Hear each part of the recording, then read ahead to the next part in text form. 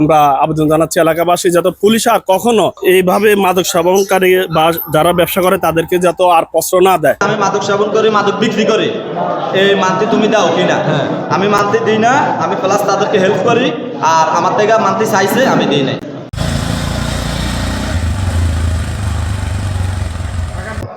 আসসালামু আলাইকুম বস, 10,200 দিছি, এটা আল্লাহ মাথালে কালিকা বাড়াই দিও।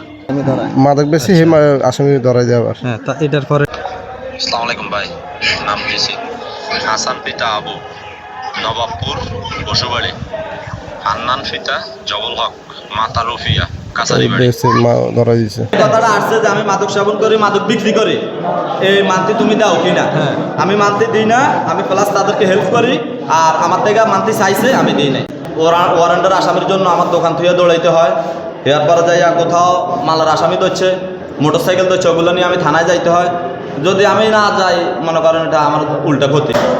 আমাদের শহীদ স্যার আছে, উনি যোগাযোগ রাখে, আরিফ স্যার আছে, আরিফ স্যারও যোগাযোগ রাখে, এরশাদ স্যার আছে, এরশাদ স্যার যোগাযোগ রাখে, সবাইরে হেল্প করি আসামি ধরার জন্য। প্লাস আমরা 20 জন লোক অ্যারেস্ট করতে সফল হয়েছি গত 15 দিনের ভিতরে।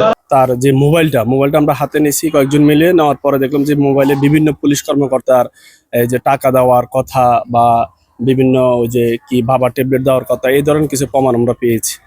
এলাকাতে আসি মিজানের সাথে সবসময় দেখি এই পুলিশরা কেউ অনেক সময় ড্রেস পরে আসে, কেউ সিভিলে আসে, মিজানের দোকানে যায়। তো যদি এলাকার কেউ জিজ্ঞাসা করা যে ভাই আপনারা এখানে কেন আসেন, বলে যে আমরা মিজানের কাছে আসছি আসামি ধরার জন্য। এখন মিজান এলাকার কি, একজন মাদক ব্যবসায়ীর কাছে কিভাবে আসে হেল্প নেওয়ার জন্য পুলিশ অফিসার বা গ্রামে যারা গণ্যমান্য আছে তাদের কাছে আসবে সহজের জন্য, যে এলাকার কোন লোকটা খারাপ কোন লোকটা ভালো।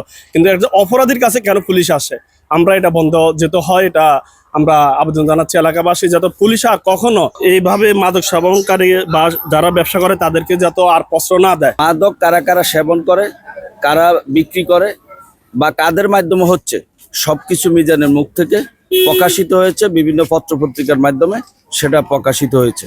বাংলাদেশে যদি পুলিশ প্রশাসন চিন্তা করে যে আগামী 24 ঘন্টার ভিতরে এদেশে কোনো দুর্নীতি, মাদক কোনো কিছুই থাকবে না, সেটা সম্ভব হবে। পুলিশ মিজানের দোকানে আসলে একজন অপরাধীর কাছে তো পুলিশ যাবে, তবে সে যাওয়াটা কি অপরাধীকে এই অপরাধ নির্মূল করার জন্য না সহযোগিতা করার জন্য, এই বিষয়টা আমাদের আমি ঊর্ধ্বতন কর্তৃপক্ষের সাথে আলাপ করেছি, ওনারা গুরুত্ব সহকারে এই বিষয়টা খতিয়ে দেখতেছেন, আমাদেরকে আশ্বস্ত করেছেন। আয়নাতলীতে গত 28 জুলাই একজন মাদক ব্যবসায়ীকে যে পাবলিক কর্তৃক ধৃত, তার কাছ থেকে আমাদের কয়েকজন পুলিশ সদস্য তার মোবাইলে তাদের নাম্বার সেভ করা ছিল এবং কয়েকটা মেসেজ ছিল। এই সংক্রান্তে পুলিশ সুপার চাঁদপুরের নির্দেশে ঘটনাটির বিষয়ে পুলিশের সংশ্লিষ্টতার সংক্রান্তে এটা তদন্ত কমিটি করা, তদন্ত কমিটিকে 7 কার্য দিবসের মধ্যে তদন্তপূর্বক রিপোর্ট দেওয়ার জন্য নির্দেশ প্রদান করা হয়েছে। তদন্ত চলমান আছে, তদন্তের শেষে যথাসময়ে প্রতিবেদন দাখিল করা হবে এবং আমাদের দায়ী